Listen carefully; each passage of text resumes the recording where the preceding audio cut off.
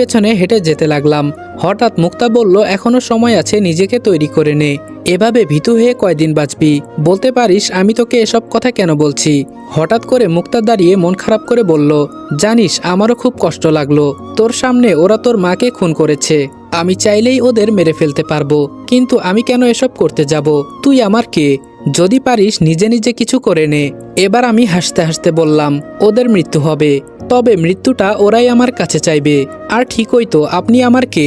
আর কিছু বললাম না, চুপচাপ হাঁটতে লাগলাম।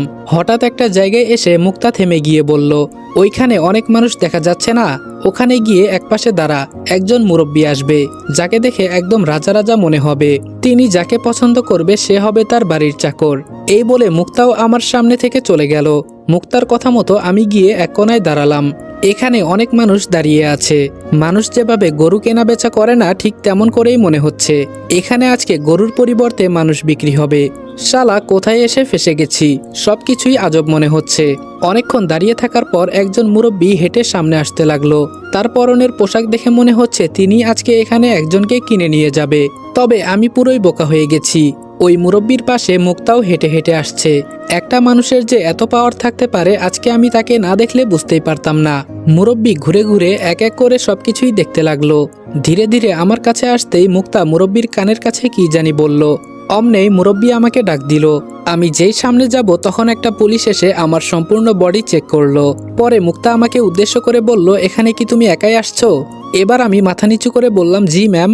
এবার মুরব্বী আমার দিকে তাকিয়ে বলল, এখানে সবাই তাদের মা বাবাকে নিয়ে আসছে, আর তুমি এখানে একা আসলে কেন? এর মানে কি? তুমি কি কোনো নিয়ম কানুন জানো না? এবার আমি মাথা নিচু করে বললাম, আসলে স্যার, আমার মা বাবা বেঁচে নেই। আমি ছোট থেকে এতিমখানায় বড় হয়েছি। আর আজকে শুনলাম এখানে আপনার বাসায় নাকি চাকর নেওয়া হবে।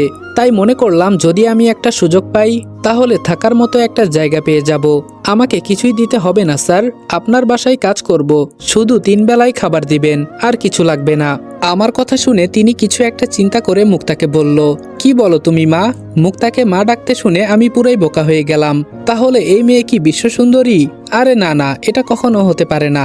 কিন্তু আমার তো কিছুই মাথায় ঢুকছে না, ওরা আসলে আমার সাথে কি করতে চাইছে।